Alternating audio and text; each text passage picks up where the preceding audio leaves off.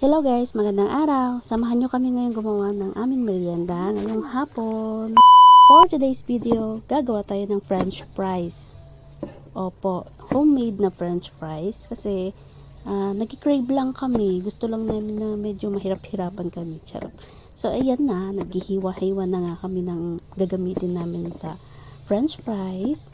Ano lang po yan, tatlong malalaki na potato. So, ayan, hinihiwa-hiwa na. Tapos, isusok muna yan ng 15 minutes. So, ayan, naisok ko na po siya ng 15 minutes. And then, pinat-dry ko lang po siya ng towel. Para naman ma-absorb niya yung tubig, mawala-wala yung tubig. Tapos, pag pinrito siya, hindi siya titilamsik. So, ayan, lahat ng kailangan ipat-dry, kailangan po natin alisin lahat ng excess na tubig sa potato para hindi siya tumilamsik pagka tinirpito nga natin. Supposed to be, kailangan, ano siya deep frying siya, kaya lang konti lang kasi ang mantika, pero sapat naman na, kaya nga dyan po siya niluto sa medyo malalim para naman pagka pinprito siya, deep na deep talaga siya pag pinprito.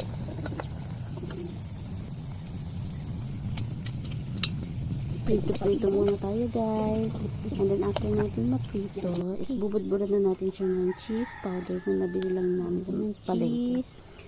Yan, siyempre pagkatapos natin budan ng cheese, alugin na natin siya. And then, it's time to eat. Merienda time. Kain tayo, guys. Siyempre, hindi lang bata may favorite yan, pati matanda. Di ba, guys? Kain.